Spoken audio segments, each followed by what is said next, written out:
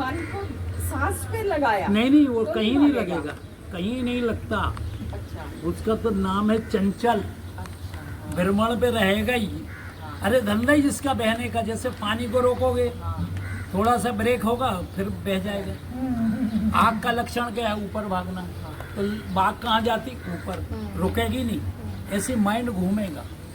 लक्षण ही उसकी बीमारी है। जैसे बच्चों को वो एक खेल देखा ना, उसमें कुछ 1 2 3 4 ऐसे वो होते हैं पार्ट, उनको वो बच्चे को बोलते हैं जोड़ो। अच्छा वो जोड़ेगा ही नहीं कभी, क्योंकि बनाए ऐसा कि कभी नहीं होगा। वो जो खेल होता है ऐसा, पजल पजल। हाँ वो जब आप लगाओगे ना कि सीक्वेंस में लग जाए, वो लगेगा ही नहीं, बनाया ही ऐसा है। और जब वो लगना ही नहीं है और उसको लगाओगे, हो नहीं सकता।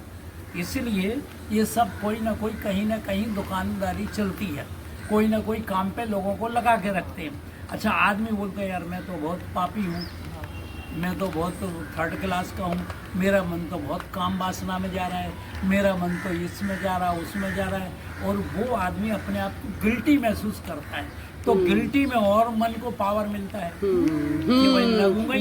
गिल्ट जब वो फिर और थॉट्स हाँ आते फिर हैं। और भी थॉट negative, आएंगे कि भाई मैं तो बेईमान और आदमी भी हूँ। नेगेटिव डिप्रेशन में जाता वो है। जाए वो, क्योंकि उसको बीमारी है, बीमारी है और वो अपने ऊपर ही ले गए। और जो सिखाने वाले वो बोले तू तो जरूर पापी है, तूने बहुत पाप किए कई जन्म में, इसलिए तेरा मन नहीं लगेगा, पहले जा मन को शांत करके आ फिर मेरे पास आ। ऐसे भी लोग साधु महात्माओं के चक्कर में फंसे रहते हैं। तो इनसे बचने के लिए हम चलते हैं पतंजलि से, क्योंकि पतंजलि से बड़ा ऋषि हुआ नहीं।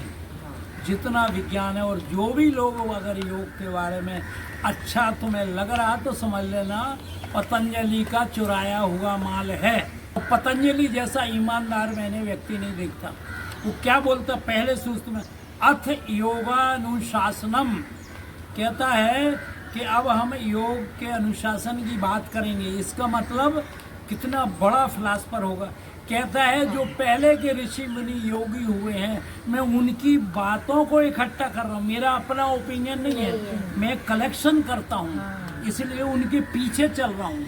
देखिए इतना बड़ा ऋषि वो अपने को नहीं आगे बढ़ा है, क्योंकि तो मैं तो इन लोगों का ही माल इकट्ठा करके आपको बोल रहा हूँ। ऐसा ऐसा मैंने उनसे सुना है, सीखा है। इसका नाम है पतंजलि। और ये चोर लोग माल पतंजलि का लेते हैं, सील अपनी लगाते हैं किताबों में नाम कि मैं राइटर हूँ, मैं ये हूँ वो हूँ। तुम कहाँ से राइटर 4 दिन में बन गए? 4 दिन में राइटर हो गए। पतंजलि का माल चोर और दूसरों का चोरी, हाँ चुरा के अपने नाम से बेचते हो। तो ये होता रहेगा, क्योंकि मन चोर है, जल्दी भागना चाहता है और अपने आप को बनाना चाह रहा है योगी, और फलाने योगी ठिकाने योगी। फिर पोस्टर लगेंगे, फिर दिखाएगा लोगों को देखो मैं योग कर रहा हूँ, इतने चेले बनाए। ये सब चेले नहीं है, भेड़ें बनाते हैं और अपने ग्राहक इकट्ठे करते हैं। फिर वही लोभी गुरु और लालची चेला, और दोनों में होगा ठेलम ठेला। इकट्ठा माल करते रहो।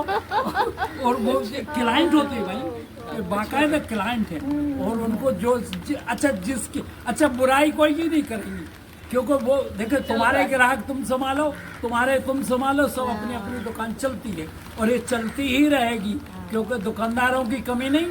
और हमने पिछले प्रवचन में बात कही थी कि खरबूजा कटने के लिए बना है, तलवार खरबूजे पे गिरे या खरबूजा तलवार पे गिरे। हम मरने ही को बैठे, हमारे भटकने की आदत, क्योंकि हमें तो ये चाहिए। भटक ही रहे। हाँ भटकने की अच्छा, आदत। ये तो आज हम यही पर एक क्वेश्चन मेरा कि वो आप जो आप बोल रहे थे ना कि हर एक चीज को एक ही चीज करो एक समय पे, एक ही सब्जेक्ट इसलिए पकड़ना है कि एक सब्जेक्ट के अलावा दूसरा नहीं दिखना चाहिए। कैसे, उसका भी एग्जाम समझिए।